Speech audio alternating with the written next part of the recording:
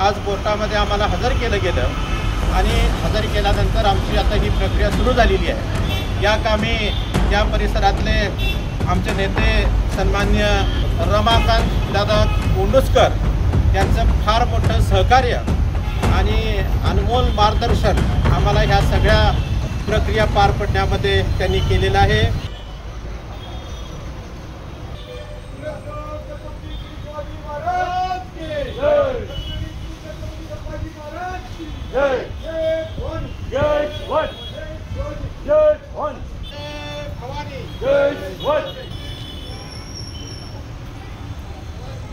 छत्रपती शिवाजी महाराज की जय।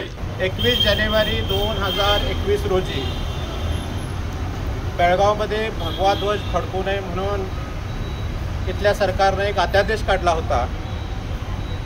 त्याच अनुषंगाने आम्ही सीमावासी 21 तारखेला 21 जानेवारी 2021ला याच्यामध्ये प्राध्यापक सुनील शिंत्रे, ॲडव्होकेट संतोष मळवीकर, अमृत जत्ती यांच्यासह सीमा भागातले आदरा चंदगड गडिंग्लज परिसरातले अनेक शिवभक्त आणि हिंदुत्ववादी लोक यांनी बेळगावमध्ये किंबहुना कर्नाटकामध्ये घुसण्याचा प्रयत्न केला, परंतु कर्नाटक शासनानं आम्हाला शिनोळीच्या हद्दीवरती अडवलं आणि त्या ठिकाणी आम्ही गनिमी काव्याने पलीकडच्या बाजूनं बेळगावच्या हद्दीमध्ये कोनेवाडीच्या ग्रामपंचायतच्या दारामध्ये येऊन आम्ही भगवा ध्वज फडकवला आणि छत्रपती शिवाजी महाराजांच्या घोषणा देऊन आम्ही तिथून बाहेर पडलो।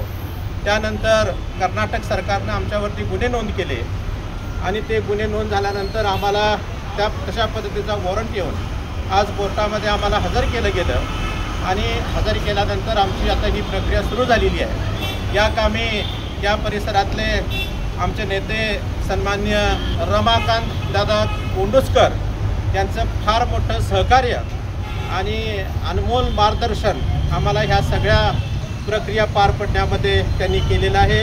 त्यांचे सहकारी ॲडव्होकेट पत्तार साहेब, त्यानंतर ॲडव्होकेट पेंचनावर साहेब यांनी या सगळ्या प्रक्रियेमध्ये आम्हाला न्यायालयीन जी काही माहिती द्यायची होती किंवा न्यायालयीन जी प्रक्रिया करायची होती त्याच्यामध्ये खूप मोठं सहकार्य केलं। त्याबद्दल मी रमाकांत दादा कोंडुस्कर आणि त्यांच्या सर्व सहकाऱ्यांचे या ठिकाणी आभार व्यक्त करतो। गेली कित्येक वर्ष कर्नाटकचे सीमा भागातील मराठी बांधव हे महाराष्ट्रात येण्यासाठी धडपडत, या सर्वांना पाठिंबा द्यावा आणि कर्नाटकची जी काही मुजोरशाही आहे ती मोडून काढावी या उद्देशानं आम्ही 2021ला या भागामध्ये येऊन भगवा झेंडा फडकवला होता।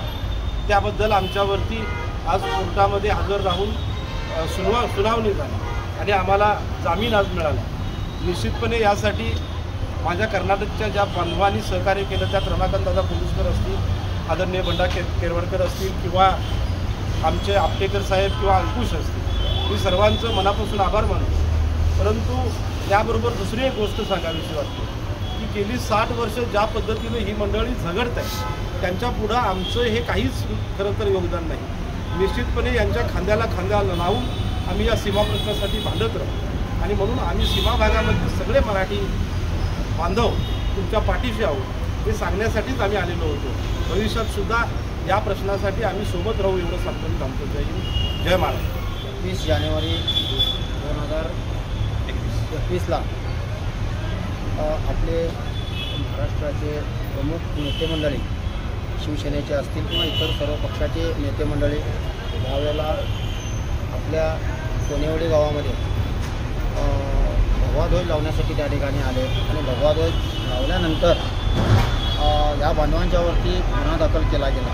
खरं म्हटलं तर लाजिरवाणी गोष्ट आहे ही की या आपल्या वारकरी संप्रदायाचा भगवा ध्वज असेल, या छत्रपती शिवरायांचा भगवा ध्वज असेल, या धर्मवीर संभाजी महाराजांचा भगवा ध्वज असेल, माझ्या संत महंतांचा हिंदू धर्माचा भगवा ध्वज आणि भगवा ध्वज लावण्यासाठी या हिंदू राष्ट्रामध्ये या हिंदुस्थानामध्ये भगवा ध्वज लावल्यानंतर लावणाऱ्यांच्यावरती जर गुन्हा त्या ठिकाणी पडत असेल तर ह्याच्यावरही लाजिरवाणी गोष्ट कुठलीही नाही आहे।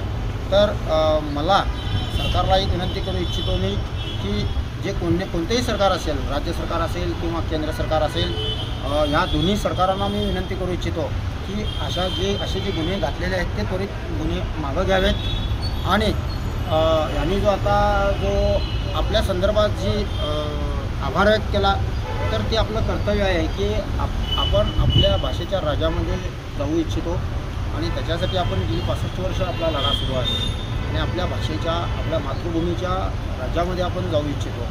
तर ते कार्य करत असताना किंवा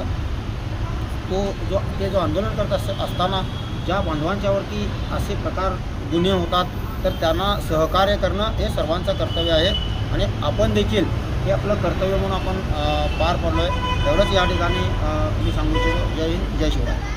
1956 पासून आजतागत बेळगावातील मराठी माणूस हा संपूर्ण सीमाभाग महाराष्ट्रात समाविष्ट व्हावा म्हणून लढत आलेला आहे आणि हे लढा देत असताना हजारो कार्यकर्त्यांवरती केसेस दाखल झालेले आहेत.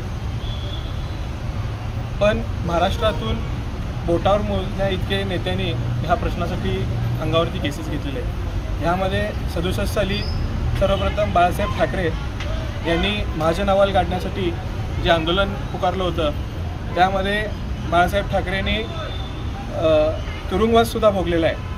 त्यानंतर 86 साली ज्यावेळेला कन्नड सक्ती झाली त्यावेळी माजी केंद्रीय मंत्री शरद पवार साहेब यांनीसुद्धा या ठिकाणी येऊन आंदोलन केलं होतं. त्यांच्यावरसुद्धा खटला दाखल झाला होता. त्यानंतर महाराष्ट्र राज्याचे गृहमंत्री असताना स्वर्गीय RR पाटील साहेब यांनीसुद्धा या सीमा प्रश्नासाठी अंगावरती खटला दाखल करून घेतला होता. त्यानंतर अनेक शिवसैनिक वेळोवेळी सीमावासियांच्या मागे खंबीरपणे थांबत असतात, त्यांच्यावरसुद्धा खटले दाखल होत असतात. पण दुर्दैव म्हणावं लागेल की आजपर्यंत हा प्रश्न सुटलेला नाही आहे. काल परवाच तेलंगणामध्ये चुकीच्या पद्धतीनं जी 14 गावं विलीन झाली होती त्या गावांचा प्रश्न निकालात निघालेला होता. 2 राज्यांच्या समंजसपणाने तो प्रश्न निकाली लागला. त्याच पद्धतीनं बेळगावसह संपूर्ण सीमाभागातील जे कारवार आहेत, निपाणी आहे, बिदर भालकी आहे, ह्या भागामध्ये जी गावं चुकीच्या पद्धतीनं डांबली गेली आहेत त्या गावांचासुद्धा निकाल लवकरात लवकर लागावा त्यासाठी सुप्रीम कोर्टामध्ये सुद्धा केस दाखल केलेली आहे महाराष्ट्र सरकारच्या वतीनं. महाराष्ट्र सरकारला एवढीच विनंती आहे ह्या प्रकरणामध्ये अधिक लक्ष घालून हा प्रश्न लवकरात लवकर कसा सुटेल याकडे त्यांनी लक्ष द्यावं.